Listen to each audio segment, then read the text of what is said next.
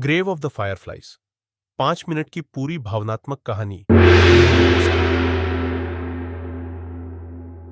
आकर्षक शुरुआत। अगर कोई आपसे कहे कि एक एनिमेशन फिल्म आपको अंदर तक तोड़ सकती है, तो शायद आप यकीन न करें।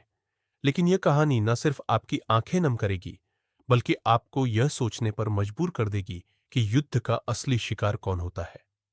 आज हम बात करने वाले हैं ग्रेव ऑफ द फायरफ्लाइज की, एक ऐसी फिल्म जो युद्ध को हीरो की तरह नहीं, बल्कि एक अभिशाप की तरह दिखाती है। यह कहानी है दो मासूम भाई बहन की, जिनका बचपन बमों की आवाज में दब गया।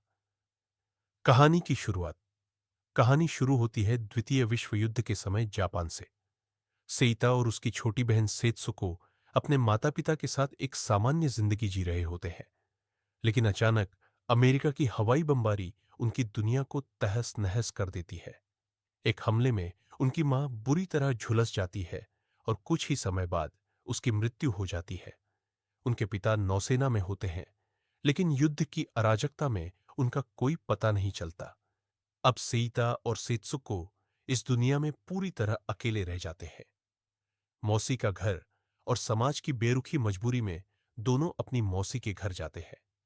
शुरुआत में सब ठीक लगता है, लेकिन जैसे जैसे खाने की कमी बढ़ती है, मौसी का व्यवहार बदलने लगता है।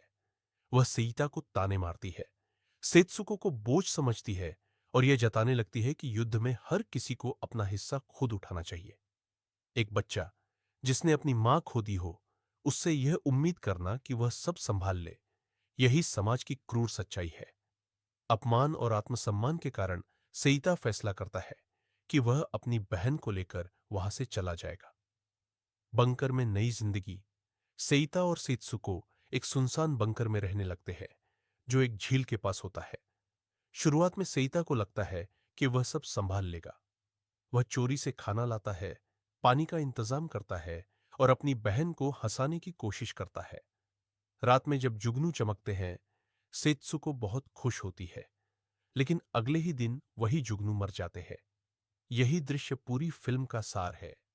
खूबसूरत चीजें युद्ध में ज्यादा देर नहीं टिकती। भूख, बीमारी और टूटता बचपन, जैसे जैसे समय बीतता है, खाना पूरी तरह खत्म हो जाता है। सेत्सुको भूख से बीमार पड़ जाती है। वह मिट्टी खाती है, पत्थरों से खाना बनाती है, क्योंकि उसे समझ नहीं आता कि असली खाना क्या है। सेइता मदद मांग सकता था, लेकिन उसका घमंड और समाज की बेरुखी उसे रोक लेती है। अंत में सेत्सुको की हालत इतनी बिगड़ जाती है कि वह सेइता की गोद में दम तोड़ देती है। अंत और गहरी सीख। बहन की मौत के बाद सेइता पूरी तरह टूट जाता है। कुछ समय बाद भूख और अकेलेपन से उसकी भी मृत्यु हो जाती है। फिल्म के आखिरी दृश्य में दोनों भाई बहन की आत्माएं आधुनिक जापान को देखती है। ऊंची इमारतें, चमकती रोशनियां